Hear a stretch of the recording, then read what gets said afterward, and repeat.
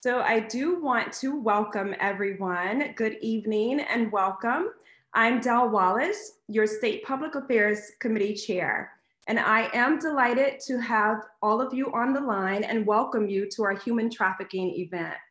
But before we get into our program, I do want to share a little bit about SPAC and what we are up to.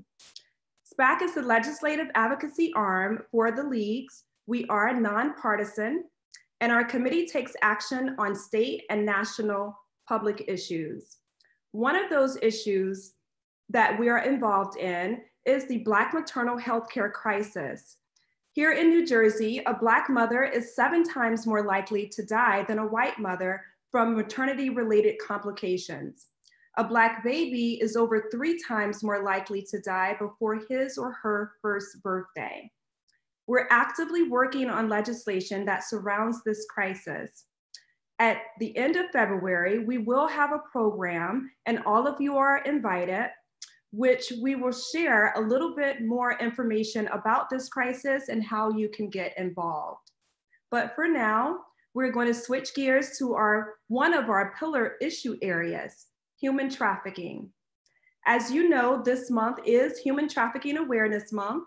Tonight, you're going to get a great opportunity to have some meaningful dialogue about this topic that's critical and passionate to many of you on this call. We're going to start off the evening with Kate Lee, who's going to give us a bit of Human Trafficking 101. We are also fortunate to have 2 amazing speakers, Ingrid Johnson and Danny Papa, which I will give their bios a little later. Additionally, we have Gina on the call. Gina is an expert leader in anti-human trafficking.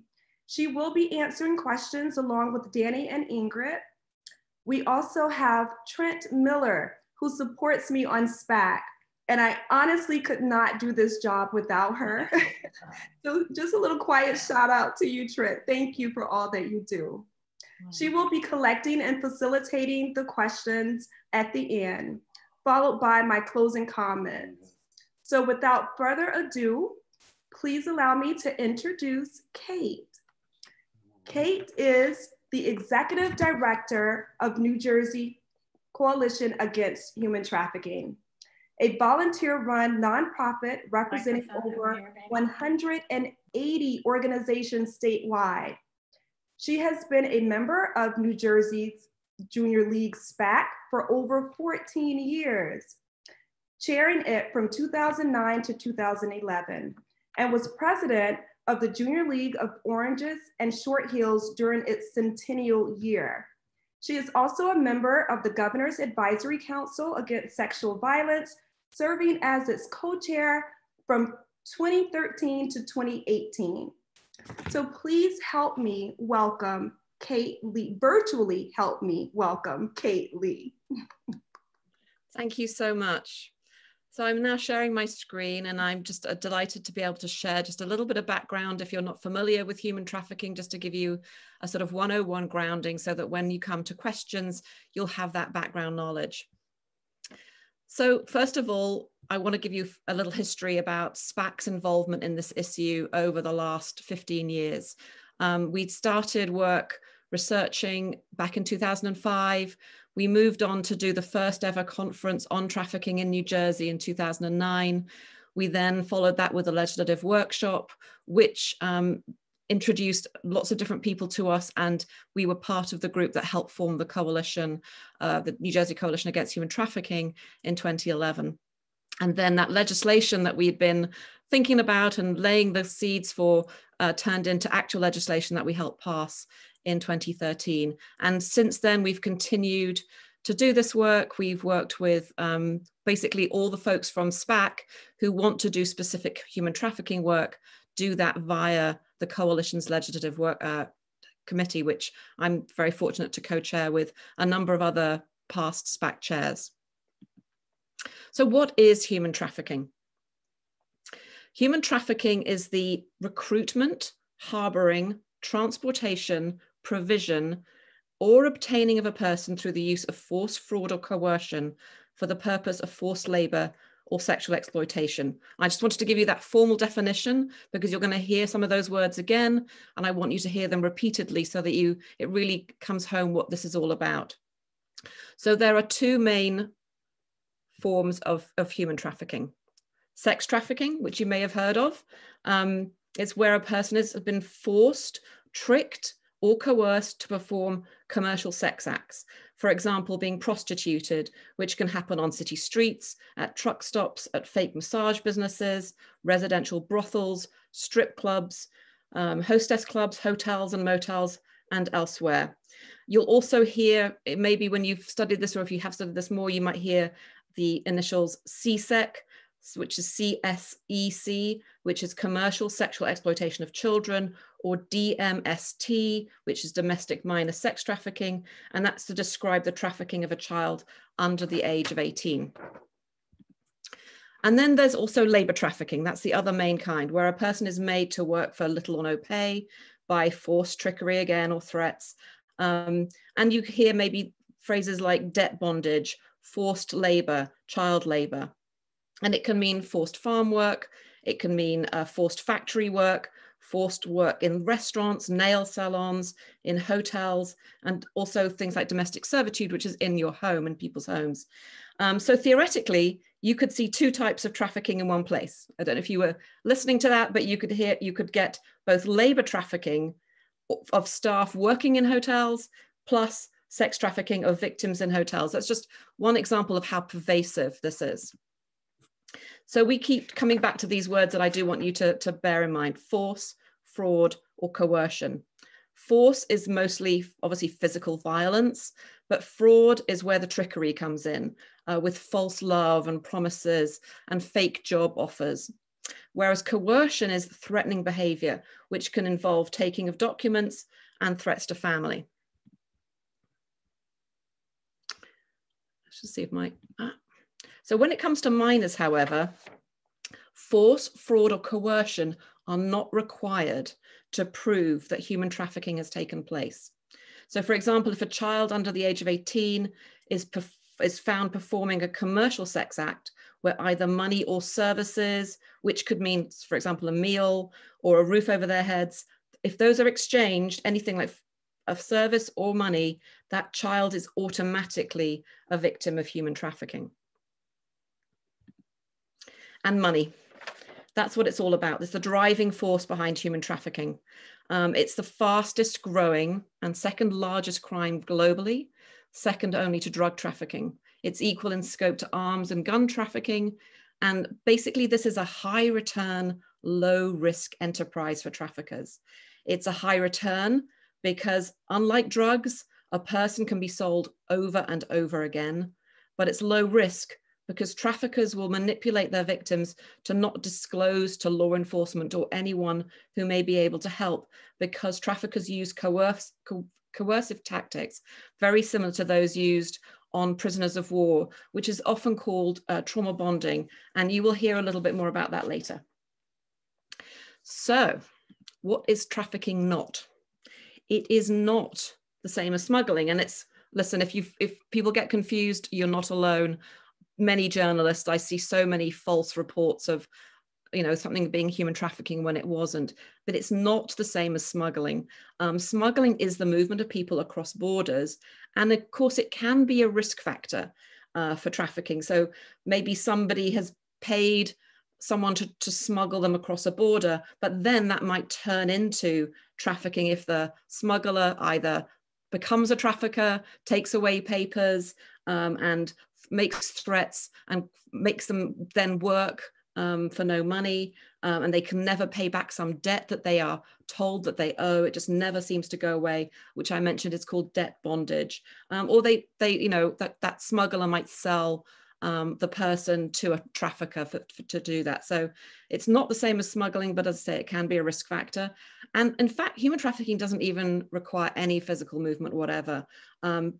Unfortunately, victims can actually be trafficked from their own homes. And certainly they don't have to cross town lines or state lines, but traffickers will actually move victims frequently to avoid detection. So where is human trafficking? Well, It's everywhere. It's all across the world. And it's sadly a booming global industry. An estimated 25 million people are trafficked worldwide on any given day. Of course, it's all about vulnerability. As you'll discover, 75% of victims are women and children. But globally, what you see is about 80% of cases involve forced labor, whereas sex trafficking that maybe we've heard of more often is globally only about 1/5, 19% of cases. So, talked about money, you know, human trafficking unfortunately makes traffickers around, it's estimated, $150 billion annually. So very high profits.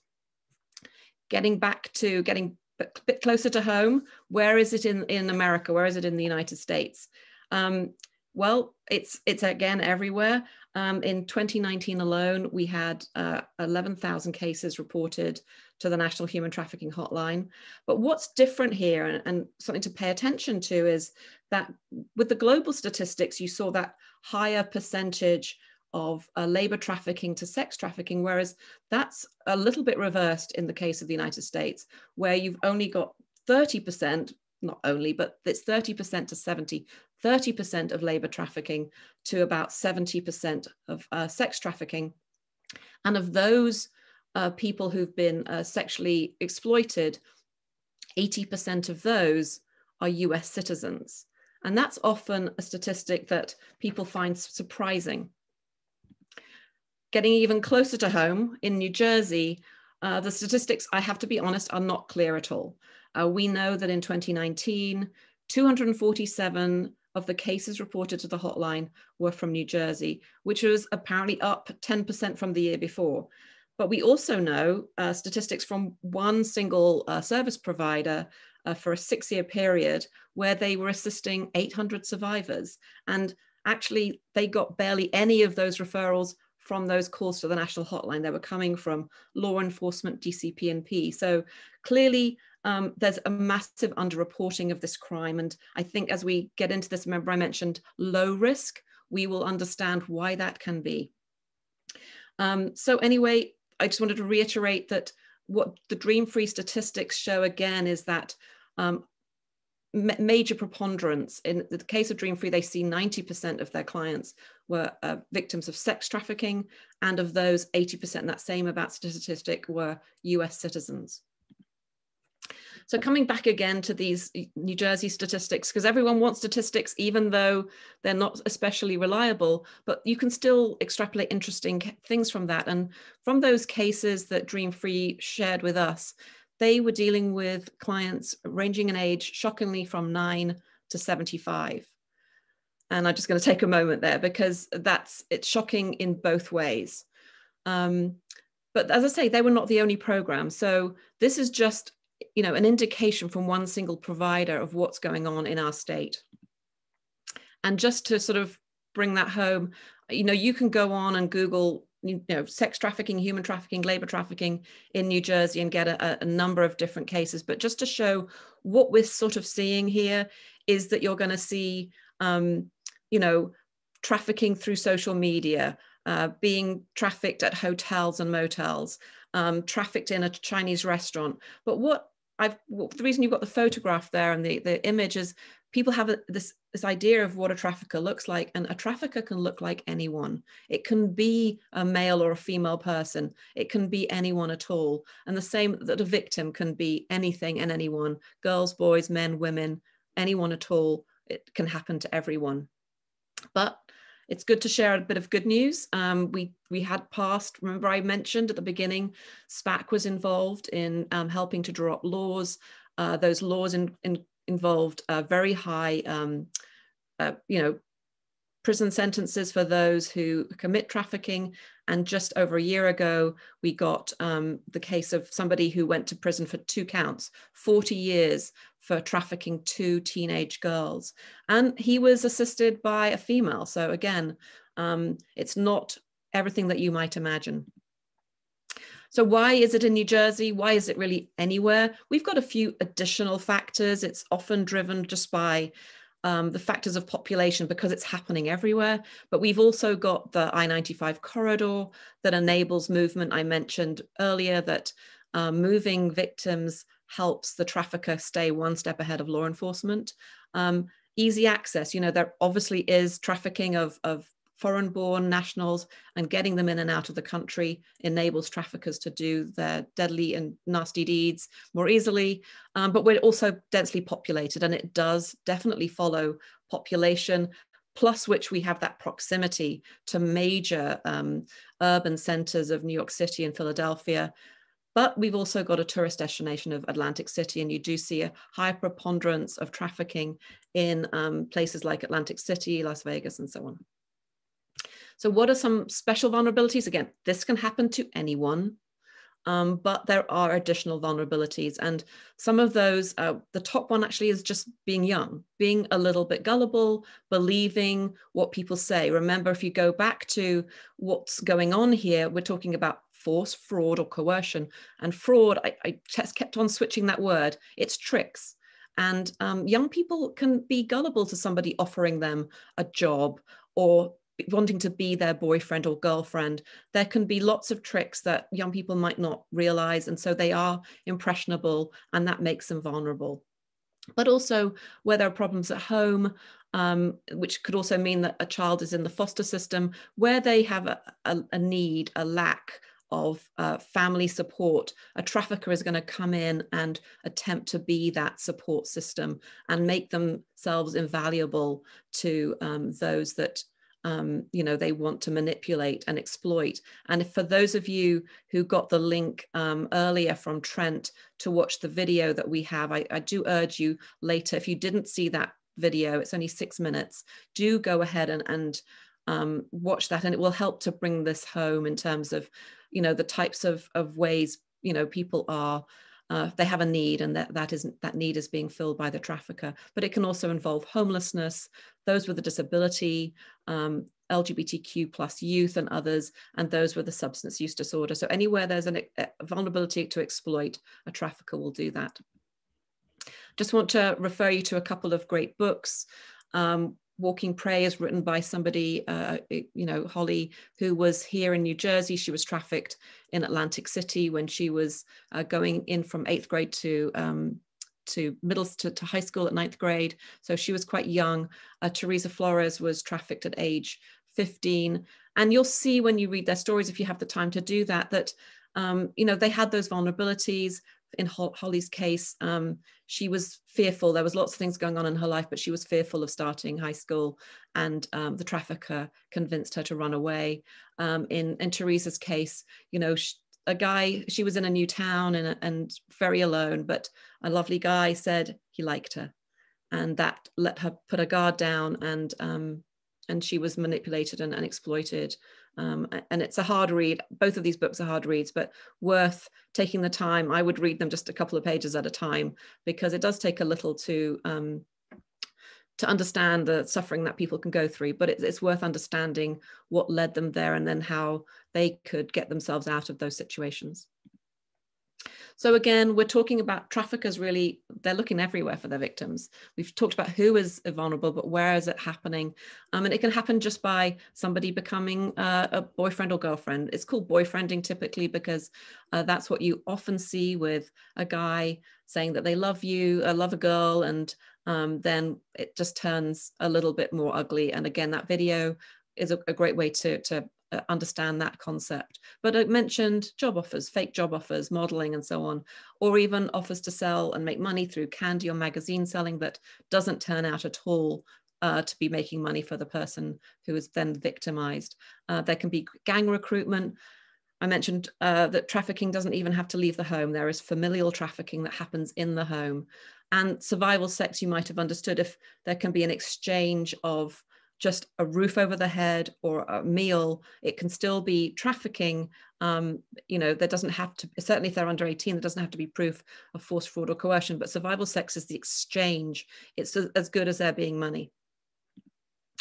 So we're going to get more into this when you talk to Danny, but traffickers are going to also not just exist in the real world, but also in the virtual world, and particularly with young people. So they're going to try and find ways into a youth's life and, you know, compliment them, give them likes on social media, pay them compliments, mirror their language so that they feel that this is somebody that really understands them. Maybe give them gifts that a parent or caregiver wouldn't even realize, like a V-Bucks for playing the game Fortnite, if you know what that game is, but these dollars that you use to buy additional levels on a game just to make them feel invaluable to that young person and worm their way into their lives. And then, you know, even seem like they're the perfect person, offering support, encouraging, supporting and complimenting. But then it leads to those threats, the coercion. It can lead to something called sextortion, where, you know, there's demands for money if a piece of what we called CSAM, which is child sexual abuse material. It used to be called, you know, child pornography, is on the internet. They've been forced to produce that, but it can also then lead to sexual exploitation in other ways and trafficking. And we're going to get into coercive tactics. I think maybe Ingrid will give a little bit more of this, but why is it that this is low risk? It's because traffickers are using techniques that actually have been used by those who capture. They use it on prisoners of war, and they will turn it into a trauma bonding. But it starts out with things like, first of all, you owe me something, and then convincing the victim that it's their fault, that this is their choice, shaming the victim into being told, well, no one else is going to love you now. But doing very physical things like food deprivation to make that victim feel completely powerless. Sometimes there's forced drug taking, or that drug taking is necessary for the person being trafficked just to numb themselves to what's going on. But it certainly leaves victims completely helpless, feeling they have nowhere to go. They're exhausted and degraded. Their wills are broken, just as it would be with a prisoner of war. And then this trauma bond develops between the trafficker and the victim. We try to help sort of make sure that the members of the community feel empowered to start to notice what to look for. So we developed just some red flags just to make it a little easier to think about what should we be looking for when we're trying to identify somebody who might be the victim of labor trafficking or sex trafficking. And some of those red flags, they don't have to all exist, not just one sometimes, but it's just a way of sort of thinking, okay, is something going on? Is it somebody feeling reluctant to speak, or just exhausted or dominated, fearful, or somebody working extremely long hours, maybe they're being labor trafficked, or someone being alienated from family and friends so that they have less of a support network, because that trafficker is definitely going to want to separate somebody from any support network so that they can control that victim's life. And those gifts, the things that are going to be then used to say, now you owe me. They can be those gifts, as I mentioned, on social media, on social platforms, games like V-Bucks, or it could be actual gifts. And certainly signs of abuse are going to be those an obvious telltale sign of something's wrong. So what are we doing about that at the coalition? We've got lots of tactics. We certainly want to involve everybody in this. So we have multiple committees. We have an education committee. We have healthcare committee, legislative committee, as I mentioned before, and we have our speakers bureau.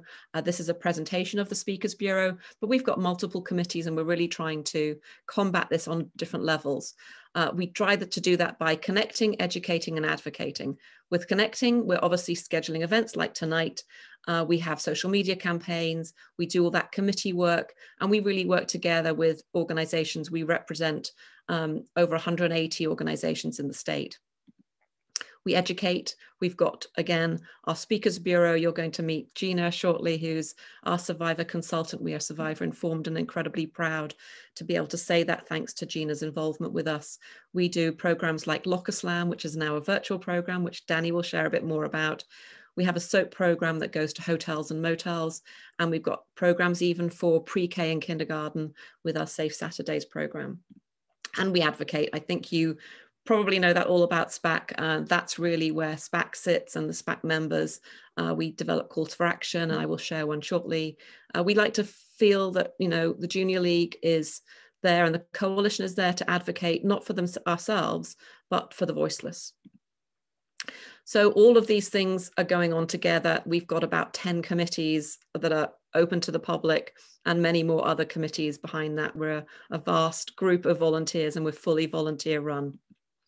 What have we done in the past? Well, so many things. I mean, I mentioned Locker Slam.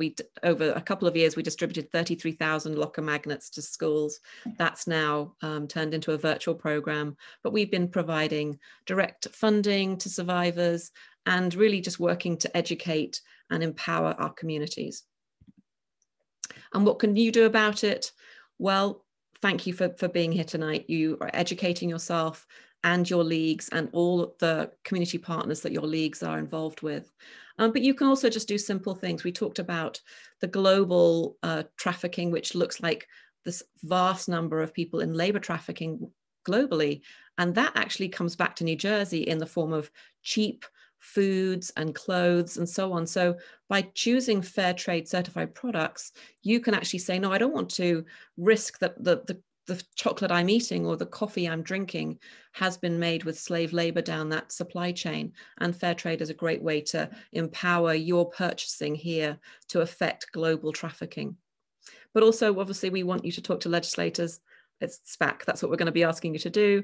And, you know, you can obviously donate your time if you're interested to do more.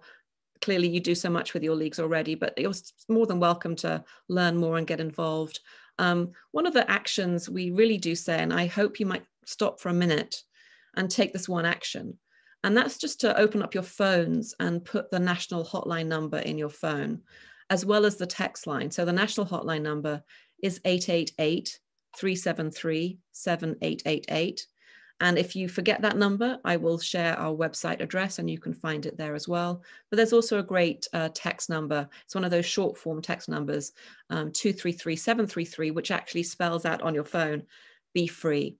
And as I said, you can join a committee if you're interested to learn more about what we're doing. But of course, I cannot end without a call to action.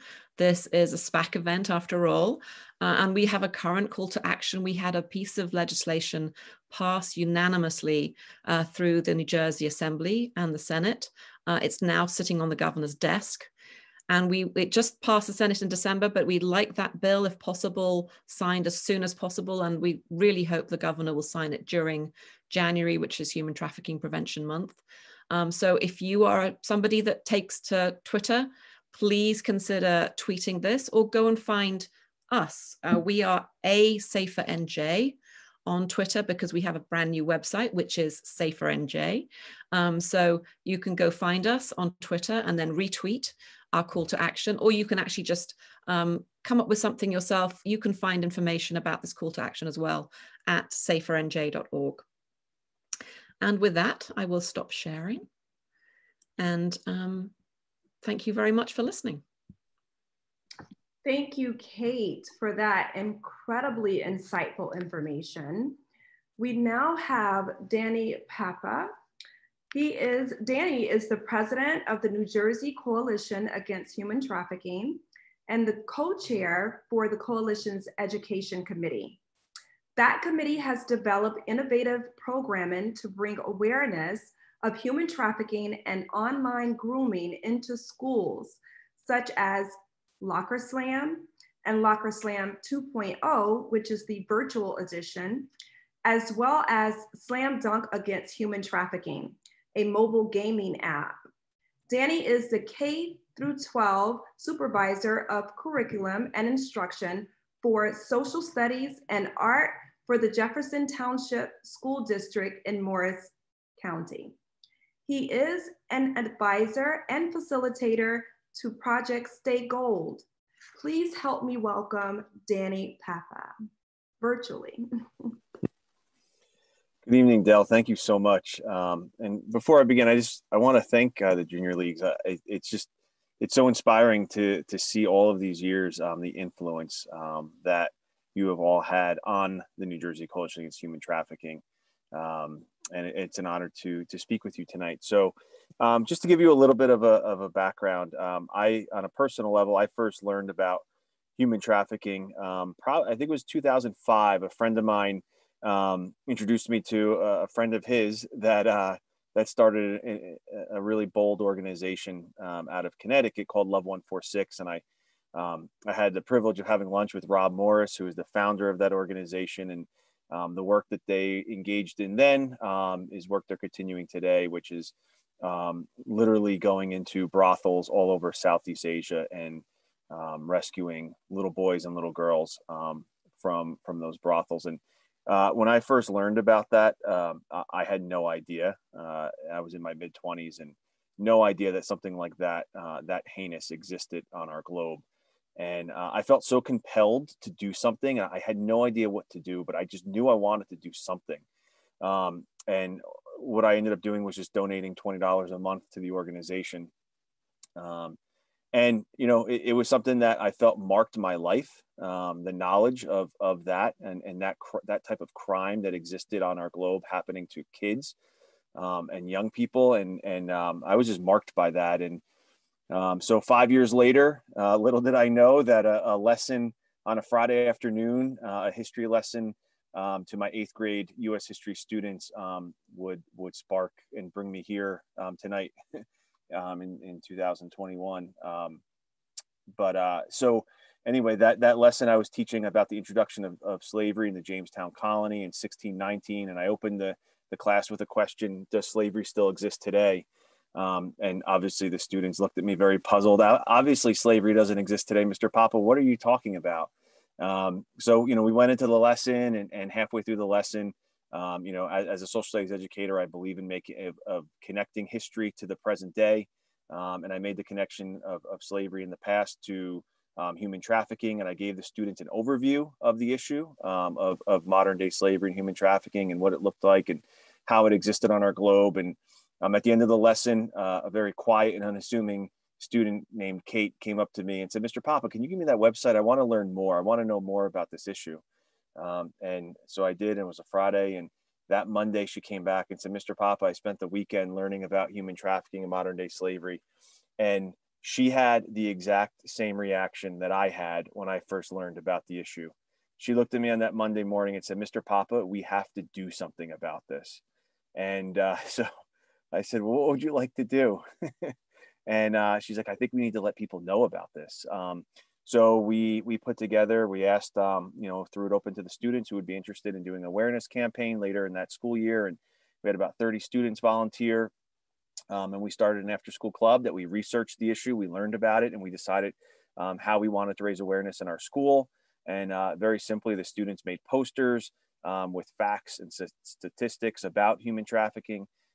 We put together a lesson where they went and taught the 6th, 7th, and 8th grade social studies classes about the issue. So we had a week-long campaign, and it was really amazing. So many teachers came up to me and said, Mr. Papa, what are these kids talking about? I've been teaching 30 years. I've never heard of an issue like this. Are you sure that this is for real? Do they really know what they're talking about? And they definitely sure did. And at the end of that week, they came back and they're like, Mr. Papa, this was so great. We want to do more. We don't want to stop here. We want to continue this work. We want students all across the state of New Jersey to know about this issue. So from there, we decided, you know, in that role, I was more of a facilitator. It was really, I wanted to empower them and I wanted them to dream big. And my job was to just help make their dreams come true. And they decided to launch a website, create some public service announcement videos, and that's what we did that summer and fall. In that fall, we had a website launch or an awareness night in our middle school where we opened it up to the community, and we were going to launch our website as well as launching the 3 public service announcements that the students created. The students gave speeches. There was a student who wrote songs about abolition and about survivors of human trafficking. We had art that students created as awareness to display. And that night, Kathy Fries, who works out of the Attorney General's office, came really to add validity to what the students were talking about. And she spoke about human trafficking and educated the community as well as the students. And at the end of the night, she came up to me and she said, Mr. Papa, these kids are amazing. I need to have them. I'm inviting them to come and speak at the Attorney General's first annual Human Trafficking Awareness Day in Trenton. Would that be possible? And I said, absolutely. So about a few weeks later, we went down to Trenton, and this was in January of 2012. and the students gave a 45-minute presentation in front of the Attorney General's awareness group that was there, members of the state government, as well as law enforcement and very concerned citizens. And it was really that day where I met for the first time many founding members of the New Jersey Coalition Against Human Trafficking. And it was just a natural fit. We were a school from Morris County. Their meetings were held in Morris County. So I started attending the monthly meetings, as well as some of the students when they could at times. And we also had a very common interest. The coalition was forming because the Super Bowl was coming to New Jersey, and we knew that there was going to be an increase, or I should say a demand for sexual services, and that there would be those who would meet that demand. And so the coalition was forming to raise awareness in the state. And that was also a concern of the students. The students launched a campaign called Not on Our Turf, Students for a Traffic-Free Super Bowl. And we really collaborated with the coalition. And from there, the coalition decided to continue on, even though the Super Bowl was leaving the state. We knew that trafficking wasn't leaving the state, and this issue was still emerging, and was still an issue that needed much attention and work around. So the coalition decided to continue, and the work of the students continued. And I just continued to be part of all that the coalition was doing. And in 2016, I had the really distinct honor of becoming a board member and lead and co-chairing the education committee for the coalition. You know, some of the work that we're engaging in now is, you know, our goal is to inspire and empower educators as well as students to be a voice of awareness and prevention in their school communities. And, you know, we're doing that through a number of innovative strategies. As Kate described, we're doing something called a Locker Slam. We also offer a scholarship for college students, as well as high school seniors and survivors of human trafficking who are looking to continue their education. So we have a scholarship program to support those efforts. And additionally, in July of 2019, Governor Murphy signed a bill into law in which the coalition advocated for and supported. One of the Project Stakeholder students testified in favor of the bill when it was first introduced. And that bill was requiring the Department of Education to provide human trafficking guidelines, comprehensive guidelines to school districts throughout the state of New Jersey to identify and prevent human trafficking. We have worked very closely with the Department of Education. Kate and myself and Gina and a few other members of the coalition have been part of the working group. It's been a really great experience. Those guidelines are going to be released very soon, and we will continue to support and promote those guidelines as you know, as we have identified them as just highly effective strategies to prevent human trafficking, as well as to raise awareness and begin the conversation within schools throughout the state. And I'm just really excited about so many of the efforts that the coalition is engaging in to raise awareness and prevent human trafficking throughout the state of New Jersey. Amazing. Thank you so much, Danny. Thank you for that information and for the incredibly inspiring story to take action. We really appreciate it. Thank you. Absolutely. Up next, we have Ingrid Johnson. Ingrid serves on the board of New Jersey Coalition Against Human Trafficking and co-chairs the coalition's healthcare committee. She is a manager of patient access and at Overlook Medical Center and represents Atlantic Health System on the Human Trafficking Advisory Council. Ingrid has many accolades for her work in the community and is passionate about advocating for others. Most recently, she was honored by the Jefferson Awards and received the Jacqueline Kennedy Onassis Award for Outstanding Public Service benefiting local communities. Ingrid is the mother of a survivor of human trafficking. Please help me welcome Ingrid Johnson. Good evening, everyone. Can you hear me clearly? Yes. I'm good now? Okay, great. Hi, thank you so much for allowing me to join you this evening. It's such a pleasure and an honor. Um, just a little bit about my background and the work we're currently doing at Overlooks Medical Center, a member of Atlantic Health System. I'm the manager of frontline staff, and so we greet our patients and bring them into the health system. We're working with the COVID vaccination centers, COVID swabbing and testing, and overall outpatient services for our healthcare system. So from 2012 to now, just to give you a little background of how the coalition has inspired our work, I became involved with the coalition in 2012.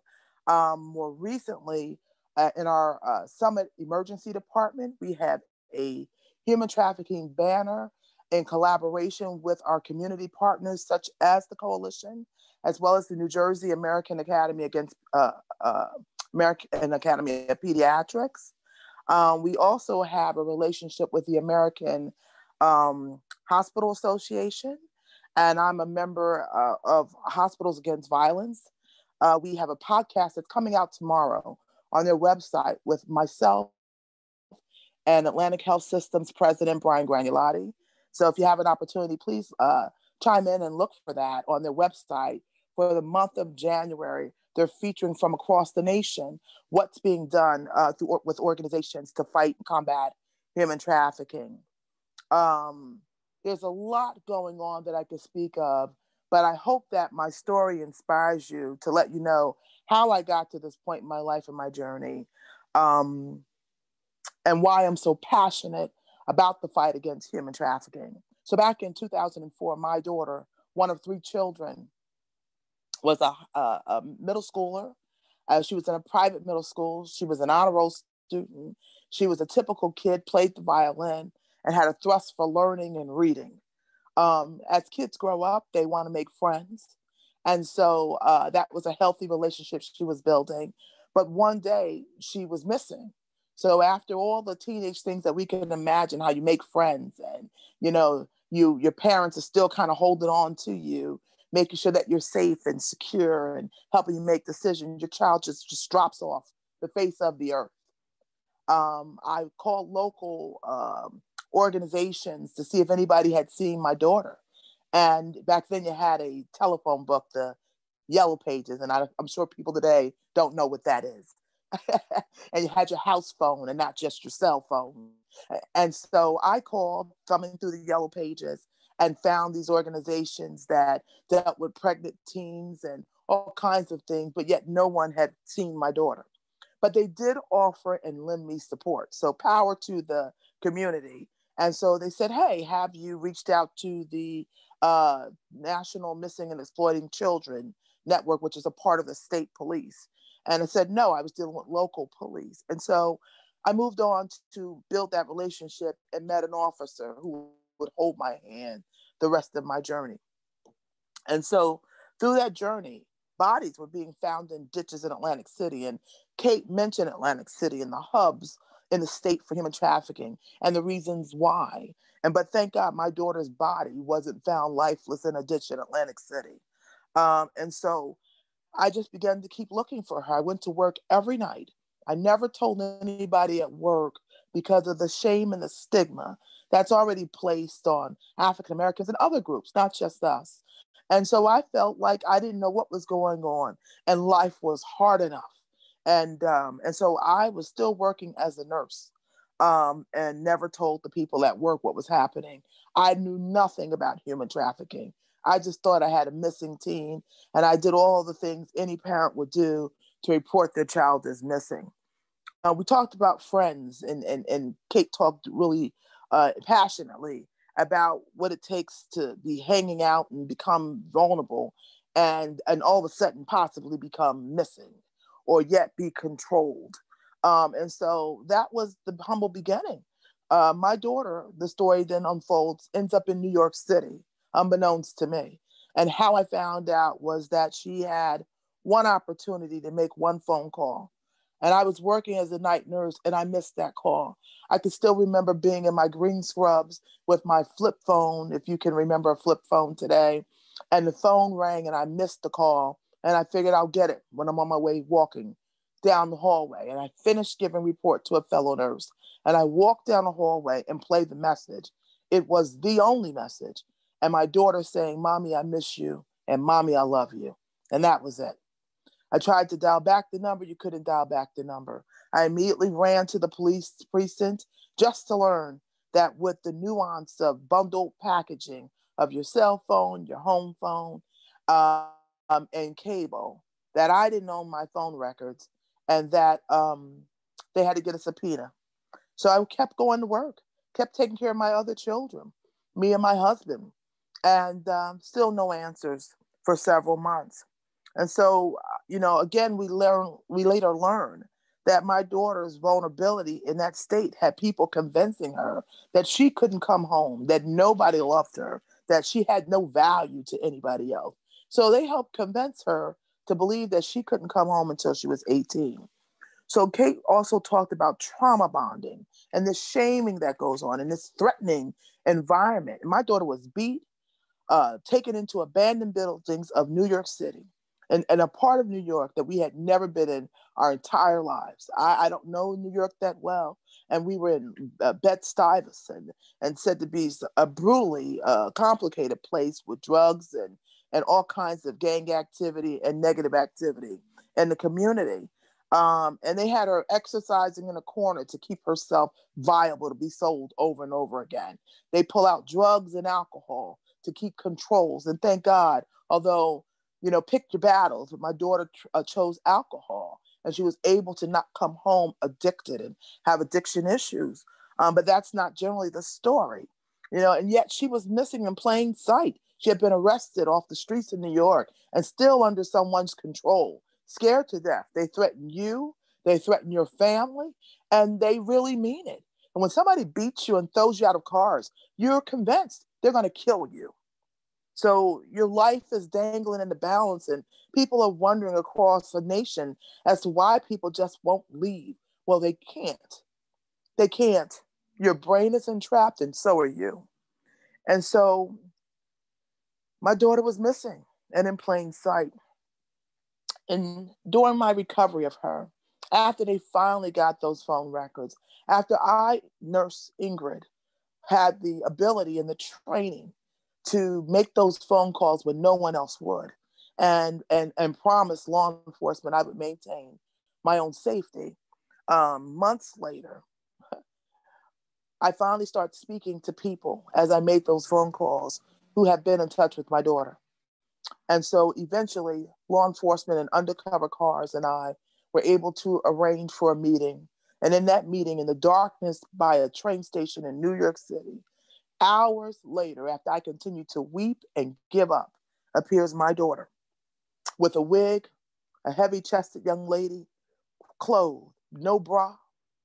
And after being told she would not look like the photos that I brought with me to the police station, out comes my daughter. So tonight, I just want you to understand what it means for people to be missing in plain sight. I want you to understand that her recovery involved my thinking about womanhood. And when I think about the Junior League, I think about my own womanhood. And I think about, again, telling my age, you used to be columnists, Ann Landers and Dear Abby. And they would inspire people to fight back and value themselves as women, and would teach me as a young woman how to pick up your bootstraps and move forward and to never give up. And so tonight I'll leave you with my story. And, I realize we are not the majority. My story is the minority. And but I'm glad to be here and glad to share. And after that, I dedicated my entire life until God says I no longer have to speak another word about this, to help join with others in a fight against human trafficking and help to save lives. Thank you for having me. Wow. Ingrid, from the depths of my heart, this is my first time personally hearing your story. I want to thank you for being vulnerable enough to share that story with us. And as we all know, it's certainly for the greater good. So we appreciate that. And it further solidifies the importance of this work that we are all gathered here to do today and to learn more about. So again, thank you, thank you, thank you. Absolutely. So we will now move to our question and answer session, which we will have our very own Trent Miller to facilitate. Trent, are you there? Hi, yes, I am. Well, we have not, thank you very much, Danny, and thank you, Ingrid. I've heard parts of you, different seminars that you've held in the past. Coalition, the New Jersey Coalition does some really great work, and you're constantly doing events to educate us about this issue on so many different levels. So I urge everyone to check out the Coalition's website, which is new as of a couple of weeks ago, new branding and everything, to find some more specific subjects. So we haven't heard from Gina yet. I was wondering if Gina would like to talk to us a little about, hi. I was going to circle back to Gina. Thank you, Trent. Gina, okay, thank you. If you'd like to say any words, we certainly offer the floor to you.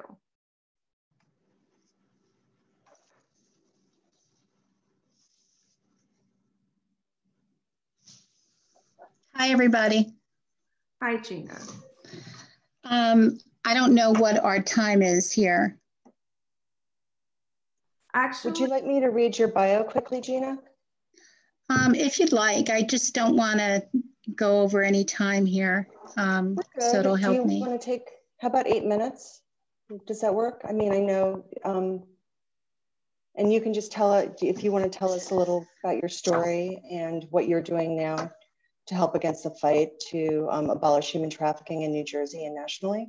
That would be great. Sure, I could, you know what, I could, I'll share a little bit with you. I just want to, I really want to acknowledge Ingrid. It's very difficult being on the other end at times, hearing from another survivor or survivor's family. And time after time, Ingrid, you put yourself out there, and it's not easy hearing it when I'm sitting at the other end. But I'm just so inspired by you, and I have so much respect for you that you pursued your daughter. You didn't give up, and many parents don't do that. So I know many times I often wonder if anyone was even looking for me, and if I was going to make it out alive, and if anybody was even going to know I was dead, whether nevertheless alive. And then coming back home after I found my way out, you know, no one even asked. They didn't want to talk about it. It was like children should be seen and not heard. But I don't mind. I'll give you a little information on my background. I came from a middle-class family, beautiful home. My parents were hard workers. And I'm just giving you this little snapshot picture so you get an idea that there's no stereotype with traffickers, with people that are caught up in the life. It doesn't hit just a certain background of people. But my parents, we had a beautiful home. They had a business. They were well respected in their community. My trafficking didn't begin with my traffickers. It began at home growing up. I was vulnerable. I had low self-esteem, difficult childhood filled with domestic violence, bullying, sexual abuse, and to make things more complicated, I had a learning disability that was ignored.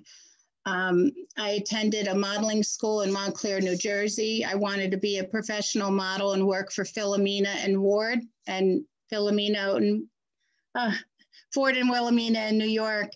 And I thought that if other people thought I was pretty and they accepted me, that my family would love and accept me. And I think that's very important to know, because one thing that victims want, they want to be accepted. And if you're not accepted by your own family, you're going to think like, who else is going to accept me and love me? And that's like a very important part here.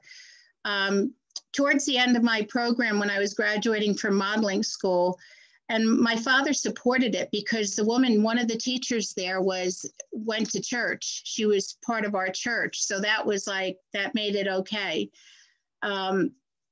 It led me down a path of manipulation, rape, false promises, and threats. Eventually, because I had to get a portfolio taken, which led me to an agent, and that agent had led me down a path of having to get a photographer, the agent and photographer working together.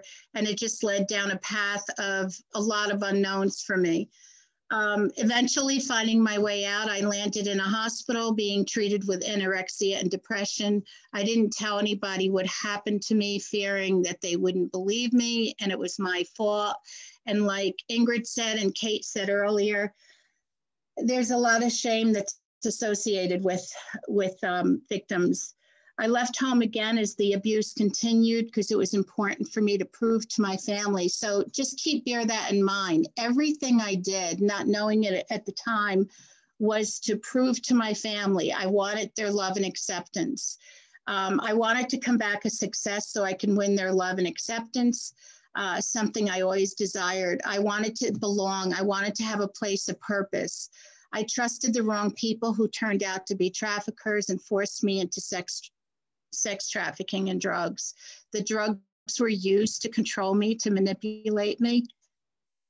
What I didn't realize is that when I did leave home, my wings were broken before I even had a chance to fly, which made me a target. I wasn't looking or dreaming of a world of drugs, violence, pornography, and trafficking. No one does. My no's were never meant anything. It seemed that to trust and believe whatever anyone was telling me, not knowing that they had a different agenda. My search for my identity and purpose took me into the hands of 4 traffickers, 2 white men, 1 black man, and 1 woman who pretended to be my friend. Traffickers do move you around a lot to different states. Many times you don't know where you are unless there's an event. For me, there was an event associated, for instance, when I was arrested for prostitution, but I was actually relieved to be arrested. I was glad. I felt like I was finally going to get help and I was going to be safe until an officer raped me in jail. This is when I was released back to my trafficker because they didn't want to keep me. I was a liability, and the boss was trying to protect his officer.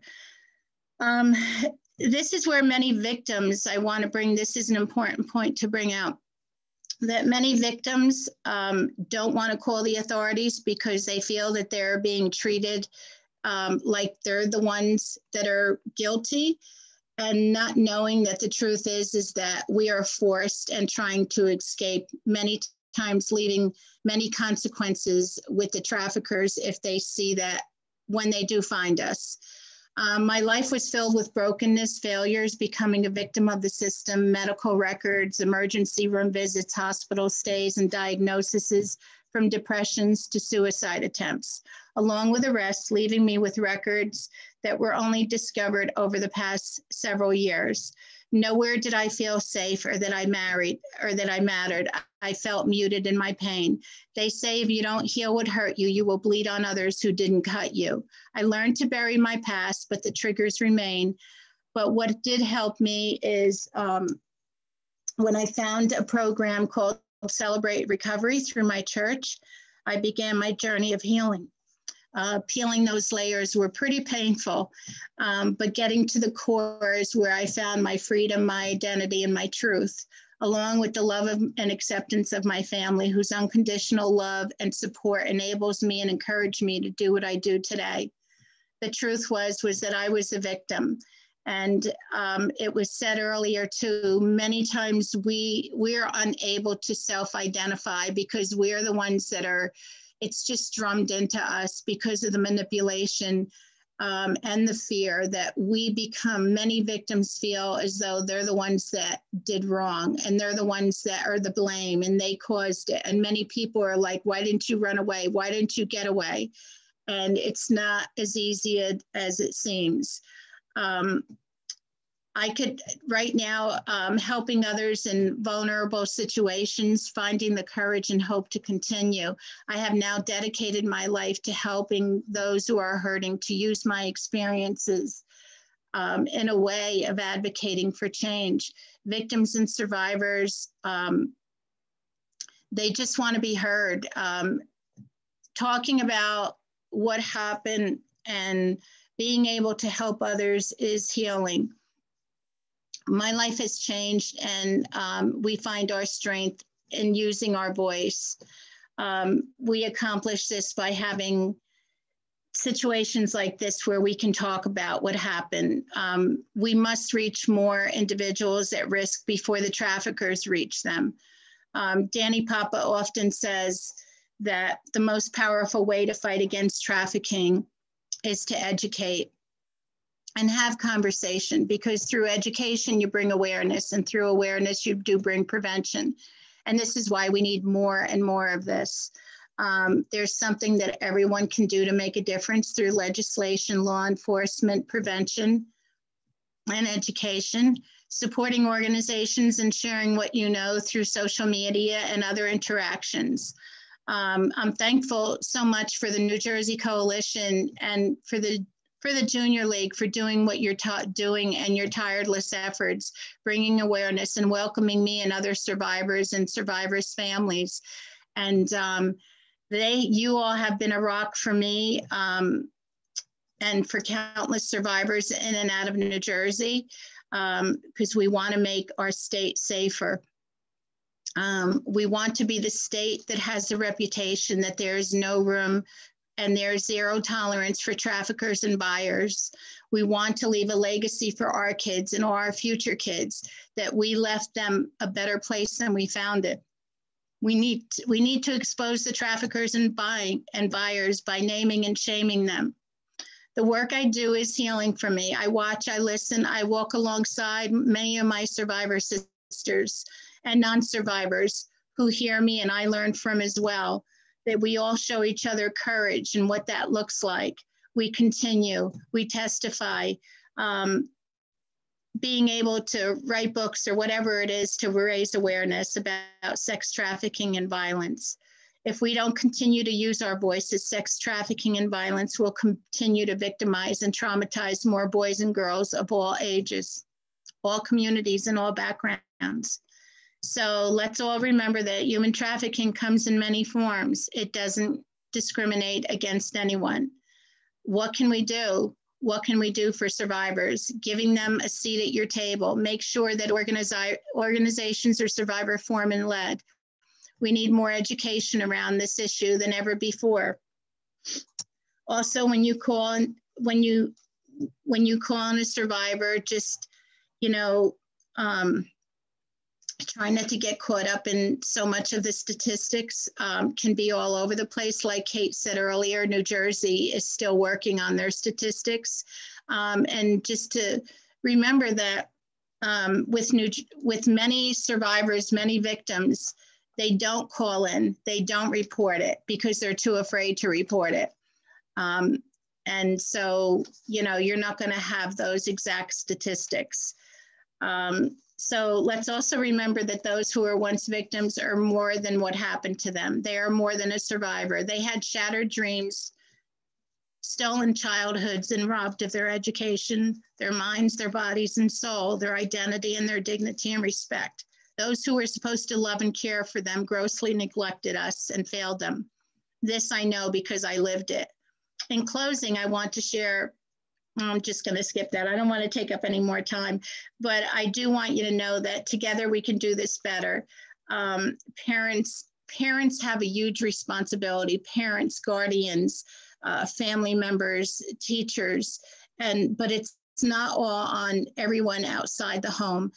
When we look at what the problem is, Yeah, I mean, there's traffickers that come in forms of men and women, and please let's not exclude women. There's many women out there that are disguised, that are just as guilty as the men. But it's very important that the parents take more responsibility, because everything starts with the foundation. So together we could do better. So I say go home and embrace your kids, accept them, meet them where they're at. Don't try to fix them, just love them and educate them. Just love them and educate them and, you know, meet them where they're at. I can't say that enough. And thank you, each and every one of you, for all your efforts in trying to end this horrific crime against our children, teenagers, boys, girls, and adults. Thank you for allowing me some time to share.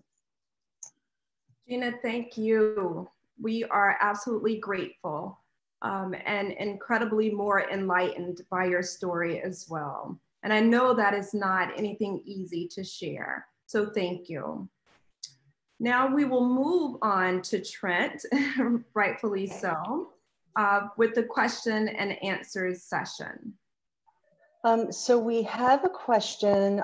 We're hoping the panelists can review again trauma bonding, the concept of trauma bonding.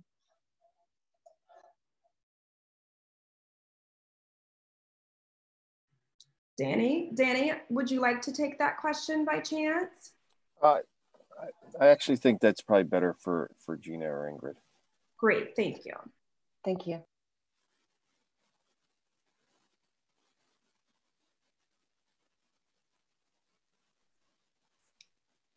Gina or Ingrid, either can feel free to jump in. Sorry, I thought my mic was off. Gina, I was going to leave you with that opportunity if you'd like to go first. If you could just give me a minute, I'll be right back. That's okay. Then Okay. I will speak for it. That's okay. I just wanted to respect the time with Gina as well. So trauma bonding is control. And what is done is that things are done to gain control over you and to create this bond that becomes unbreakable. And then fear tactics come in. Kate did a great job showing us and talking about how people become your friend. They begin to massage your ego, and all of a sudden this controlling is actually happening without you knowing it or being aware. And so in the case of my daughter, it then made her feel like, I can't go home. You know, she was convinced, you know, in her own mind as a kid, right? A child's mind is still in development, that she could never leave these people. So I hope I've been helpful with that example. Absolutely. Trent, do we have an additional question? Yes. So I was wondering, I know that materials are being sent out to, I assume, public schools throughout the state, really with respect to teaching our children about human trafficking and with age-appropriate materials. But is the state going to do anything to launch a campaign to educate the parents? Yeah, I mean, that's a great question. With the work that we've done on the guidelines that the Department of Education is about to release, I would say that comprehensive document would be a great place for parents to start as well. It's providing, like I said, such a great overview of the issue, but then also ways to prevent as well as to educate. There's a lot of exemplars in there, that students as well as teachers can look to. And I know that, schools who have prioritized this issue have also held information nights. For example, I know a few years ago, there was a information session held specifically targeting parents at Morristown High School. I think that, that's something that continually comes up in a lot of the conversations that we're having is how to go about educating parents, especially our focus right now on online grooming and the interactions that young people are having on the internet.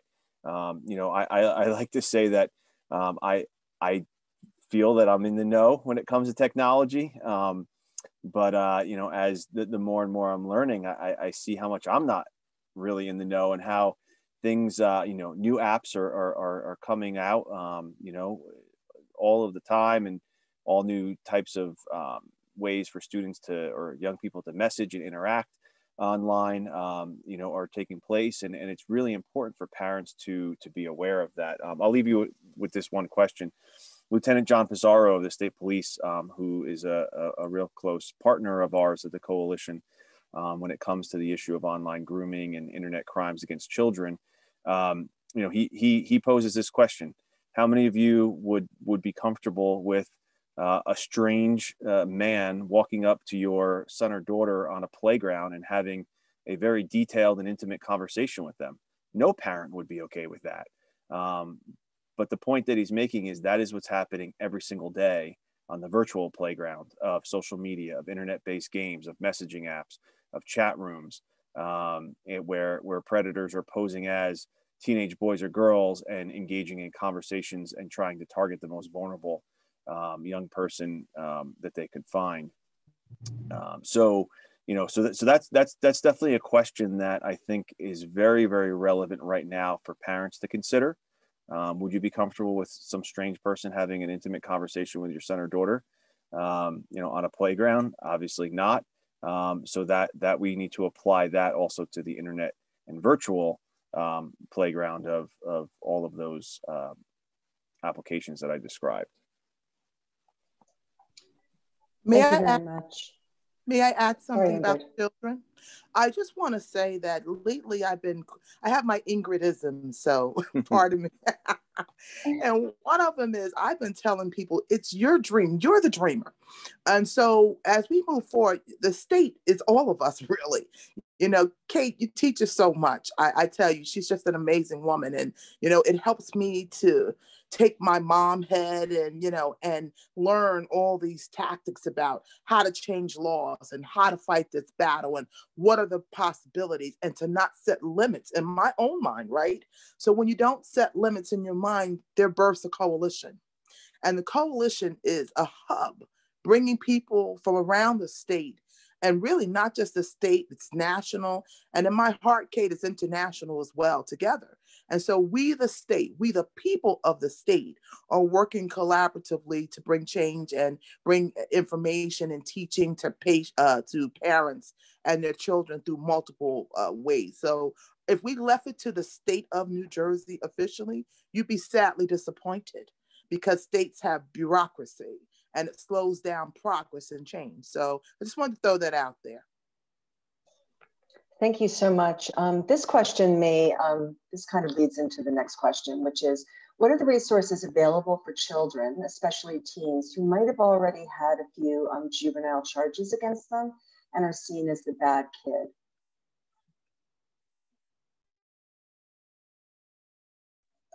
And I'm thinking of bureaucracy. Would anyone like to talk about that? I will. I am not a law official, and nor do I have that background or a constant connection. But I would dare to say, as a mom who has my youngest child is a junior in high school, and all these things are concerned for all of us. I would dare to say that although there are some programming that I'm aware of on a small scale that may just touch this, I don't believe it's fully developed. I know of community organizations that are working with the justice system to address many ills, but I believe that there's still work to be done with this issue, unfortunately. And so I will leave it there, but I really don't know if Kate has something she would add or say differently, but I believe it's just beginning to happen. Well, I wouldn't say anything differently. You said it perfectly, but I would just say, you know, we learned an awful lot just recently. We did a series in the fall on the trafficking of boys and young men and LGBTQ youth. And the first story we heard was of a man who shared when he was a boy, he was trafficked by his mother at age 11. And then, you know, he's a boy. No one believed him. He acted out and he ended up in the juvenile justice system. And then he ended up in prison. And, you know, I think it's difficult for all youth because you naturally are going to act out when this kind of abuse is taking place with you. But with boys particularly, you know, the reason we don't talk about boys being trafficked is because they are identifying themselves even less. When some experts, we had an expert on one of our next sessions that said he suspects it's like 50-50. Now, if you think that, then you realize about underreporting, the reasons of underreporting and the consequences for those who've been victimized. So just wanted to share that also. I'd like to touch on a couple of things here. I want to go back to the trauma bonding. I'd like to reel a couple of things in here that I feel that are really important to understand. Everything someone had asked earlier about the parents, education and the parents, I think that's such a great question and so important because it all goes back to the parents. It all goes back to the foundation. And what that looks like, even with me, trauma bonding didn't start when I became a victim of human trafficking. That started at home. I could be here for hours naming incident after incident. And did I know it at the time? Of course not. I mean, I didn't know it until I had to peel those layers apart through counseling over the years. And I remember the counselor said to me, what do you want to know? What do you want to leave here with? I said, I want to understand everything in my life from as far back I could remember, and not just the blame on other people, but I also want to understand why I made the decisions I made. I want to understand what made me tick, what were my whys, what the whys. I needed to understand why, how, who, and not so much of what was done against me, because if we don't understand ourselves, we're not going to understand what promotes us to make decisions we make. So I'll just give you one example, for instance. So when I was growing up at a very young age, I remember there was one instance, and this was too many, where my parents were working and it was a Saturday morning and I was watching a cartoon and my brother came in and he said to me, it's time to clean the house. And I said, I just want to finish my cartoon. And he said, no, you'll do it now. And he's this, just to give you, he became a Marine. So he was, he was very built. He was very intimidating. He was just, he was just very, I was always afraid of him. So I ran into the downstairs bathroom. We lived in a Victorian home, and that downstairs bathroom had a very, very thick glass. And I ran in there because I knew he was coming after me because I didn't get up quick enough. And I went and crawled to the floor behind the toilet and put my hands over my head. And he pushed the glass open with his hand because I locked it, and the glass shattered over me. I ended up in the hospital with stitches. So my point is that when we were at the hospital, my mother came home from work and I had asked her, I said, why did he do that to me? Why did he hurt me? And my mother said to me, she says, he didn't hurt you. She goes, he didn't mean that at all. She goes, he loves you. She says, he did it because he loves you. And he was just it was a moment he was trying to teach you. So in many, many instances, my mother used those examples that she made excuses for any behavior that was clearly abusive. I didn't see it at the time, you have that trauma of fear, and you become where, of course I love my brother, but how could I love him? I mean, I loved him, but I didn't like his actions and I don't wish any harm on him even today. But we do what we're taught. It's so important when there's behavior that's unexcused and acceptable. And these are not just girls that learn it, but boys that learn it, where we don't learn boundaries. And when I think back, my brothers had never accountability. They never apologized to me for action after action of their behavior, whether it be physically, emotionally, sexually. And that trauma bonding you take with you as you supposed to spread your wings and fly and, have a beautiful life and, flourish and grow. But if you don't have that foundation with things that we learn to grow fruits from a tree versus, thorns, it's, nobody's going to benefit. So it was a learning curve.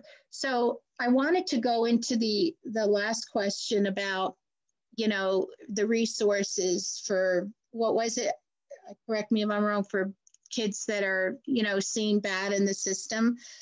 There's no bad kids. There's no bad, they may be making bad choices, but the problem is that brings them to that is to go back to the foundation. We need to go to the foundation. And I cannot emphasize this enough because there's an accountability here. And the reason why these kids are making bad choices, it's not because they started it or wanted. They have no purpose. They have no belonging. Someone at home is putting them down. They're tearing them apart. It's just like when you see these kids that bully other kids. Where do you think they're getting it from? I mean, we have to go back again to the source. What is making these kids tick? So we need to provide safety for them. Let these kids know, engage in conversation. There's something that we can all do by engaging in conversation with these kids, making them feel safe, just caring about them, not looking about what they did that was bad, but try looking in something good that they're doing.